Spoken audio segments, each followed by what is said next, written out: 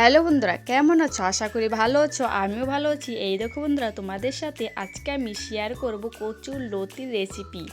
এখানে কচুর লতিটা ভালো করে পরিষ্কার করে ধুয়ে নিয়েছি আর কড়াইতে জল বসিয়ে দিয়েছি, গরম জল। একটু কচুর লতিটা ভাপিয়ে নেব যাতে গলা না চলকায়। দেখো, হালকা একটু ভাপিয়ে নিয়েছি।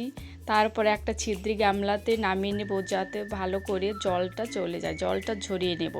দেখো, ছিদ্রি গামলাতে নামিয়ে নিয়েছি আর জলটা ঝরে গেছে। তারপর এই রেসিপি করার জন্য সামান্য একটু উপকরণ লাগবে, একটা রসুন আর কাঁচা লঙ্কা ফাটিয়ে। আর এখানে নিয়েছি আমি মাছের মাথা। তোমরা চাইলে ছোট মাছ দিয়েও এটা তৈরি করতে পারো, তাতেও ভীষণই ভালো লাগে। তারপর কড়াইতে তেল বসিয়ে রসুন আর শুকনো লঙ্কা দিয়ে লাল করে ভেজে নিয়ে কচুর লতিটা দিয়ে দিচ্ছি। কচুর লতিটা যেহেতু হালকা সেদ্ধ আছে, বেশি ভাজা দরকার নেই।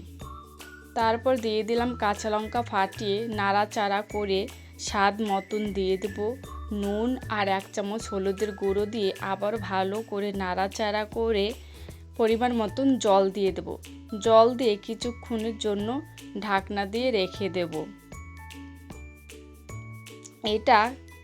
এই কচুরলতি খেতে ভীষণই ভালো লাগে। তোমাদের কেমন লাগে প্লিজ কমেন্ট করে বলবে। আর দেখো, একদম দেশি কচুরলতি বাজার থেকে টাটকা টাটকা নিয়ে এসে, আর এটা খেতেও ভীষণই ভালো লাগে। তারপর দিয়ে দিলাম মাছের মাথা দিয়ে কিছুক্ষণের জন্য ঢাকনা দিয়ে রেখে দেব। কিছুক্ষণ বাদে ফিরে আসি।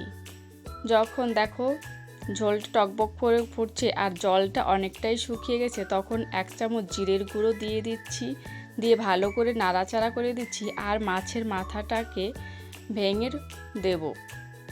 মাছের মাথা ভেঙে দিয়ে একসঙ্গে দেখো সব হয়ে গেছে আর এই রেসিপিটাও রেডি হয়ে গেছে। কেমন লাগলো ভিডিওটা বলবে প্লিজ কমেন্ট করে। দেখো কি সুন্দর হয়েছে, একদম দেশি কচুর লতি, খেতে ভীষণই ভালো লাগে। আর ভিডিওটা কেমন লাগলো বলবে প্লিজ কমেন্ট করে। যদি ভালো লাগে প্লিজ সাবস্ক্রাইব করে আমার পাশে থাকবে। দেখো কি সুন্দর হয়েছে। কে কে এই কচুরলতি ভালো খাও প্লিজ কমেন্ট করে বলবে। আর এটা মুখে দিতেই একদম মিলিয়ে যায়। গরম গরম ভাতের সঙ্গে এক পদ দিয়েই 1 থালা ভাত খেয়ে নিতে পারবে। আশা করি তোমাদেরও ভালো লাগবে।